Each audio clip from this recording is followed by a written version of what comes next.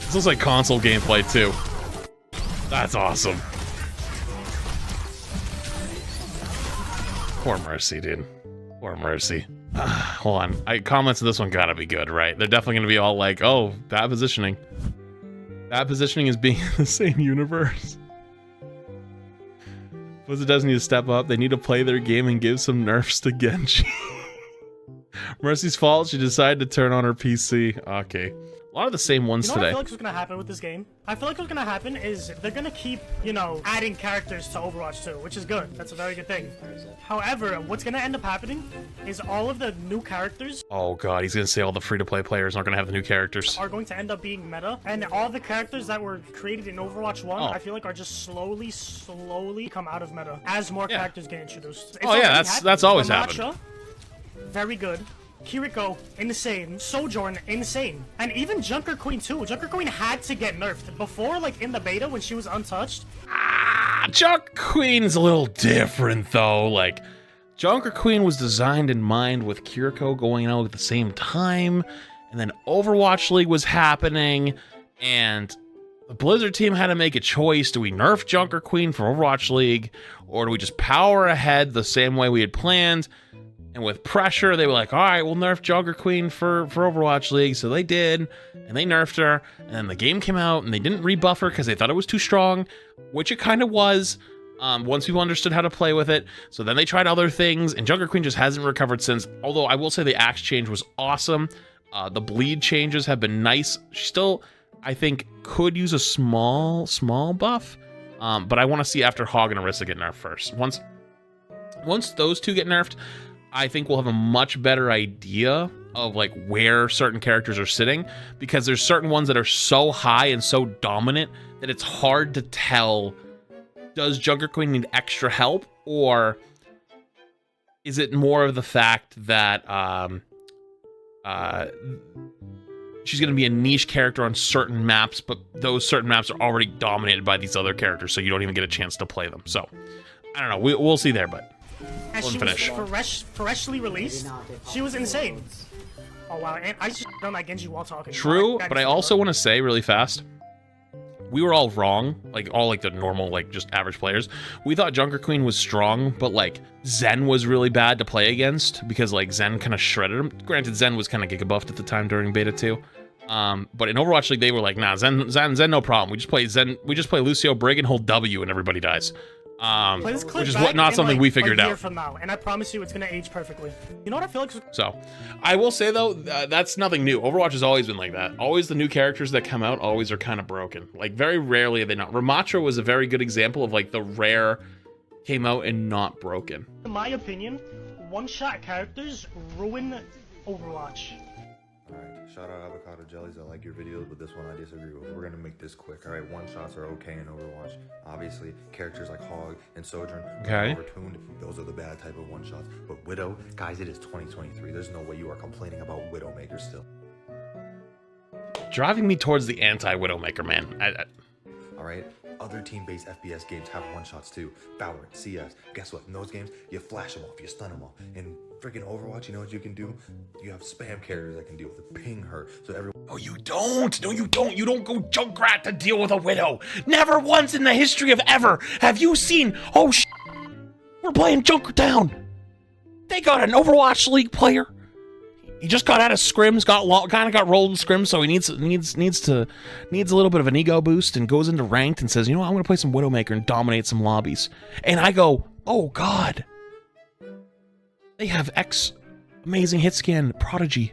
You know what we should do? You should go Junkrat.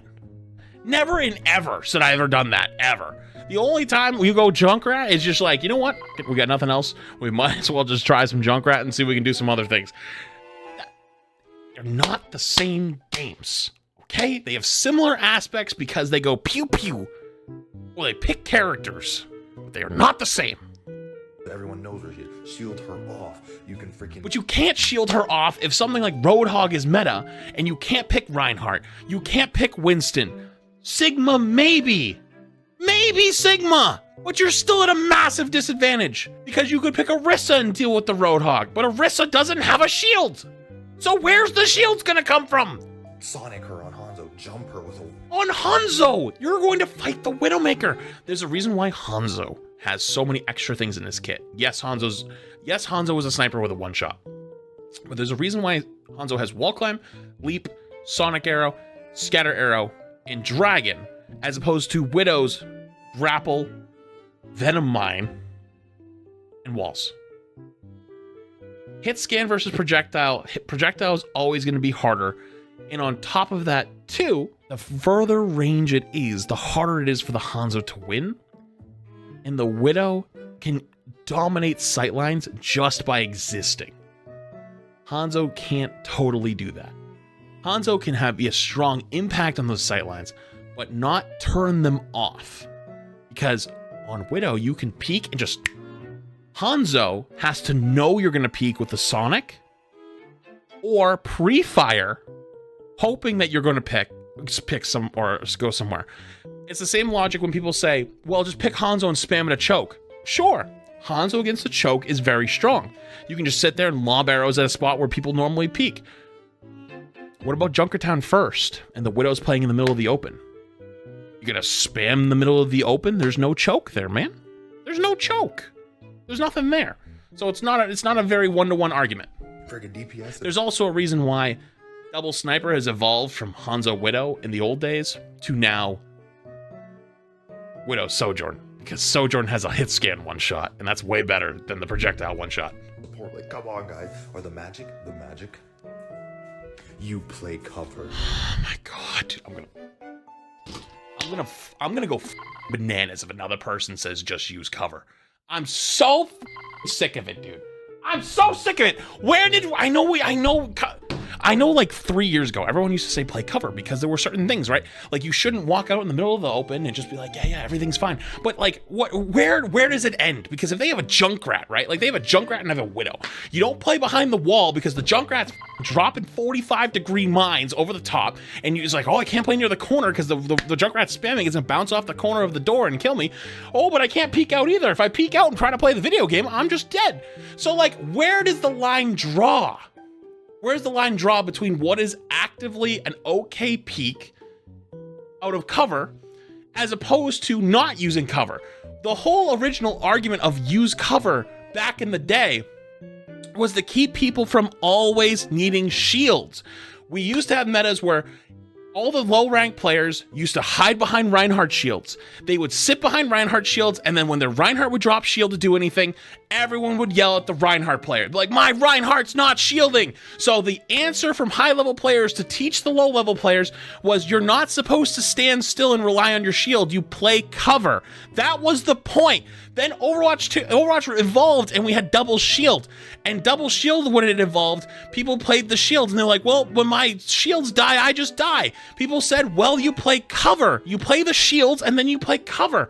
Overwatch 2 removes a lot of those shields. So if the first part of the equation is just removed, they jump to the second part of the equation of just play cover. But you can only play cover so much if you need to play the game also. Because in Overwatch 1, you could wait for your Rein to reshield, or you walked in with your Rein at that original first point, playing with him, and then played cover. Like, you weren't just like mindlessly standing at the choke waiting for him. You were playing the side corner, or like, oh, we're gonna take space. Okay, let me walk with him, and then get to the next piece of cover. Okay, he dropped shield to start swinging. Well, guess what? I have cover now. I'm safe. I don't need to be there. Double shield, same thing. You sat there, you played, you did damage to the other team. Oh, my shield's broke? Play cover. My shield's broke? Play cover. Oh, shield's back up? Now I can peek back out. Everything's all good. You remove the shield part of the equation, everyone just jumps to part 2 and says play cover. That argument needs to die a little because it's so dumb. It's so dumb because you're taking what was smart old information and you're not taking the first part of the equation anymore, and it's annoying. Don't get me with it's Overwatch. I don't want to have to play cover in Overwatch. You've always been playing cover in Overwatch. It was a big shields. Shields were everywhere. It was just a shiny blue shield. There's not a lot of those anymore, okay? Because we didn't like them, all right? It's adapt, all right? Play cover, all right? But you get the answer, though! Discipline, please. But that was the correct answer. You know the answer. Wait, you know the answer, though. So if that's the answer, is if part 1 doesn't exist, you can't just jump to part 2. You don't get to play the game then. Like, part 2 was part 1 when part 1 fails. But if there is no part 1, part 2 just is all the time. And you can't just sit and cover all day long. That's boring. It's bad gameplay. It's not healthy. Oh, man. Chat, also, hang on, one little thing. As a reminder, if you ever have these that you want to send to me, you got to put them in my Discord. Links are down below somewhere. There's a channel for TikTok videos. My mods and content team go through them to make sure there's no music or anything that gets me DMCA'd. And then once it's approved, I have like a list, and then I go through them like once a week or something like that. So unless they're there, if you just tag me in random stuff, I'm never going to see it. So that's the place.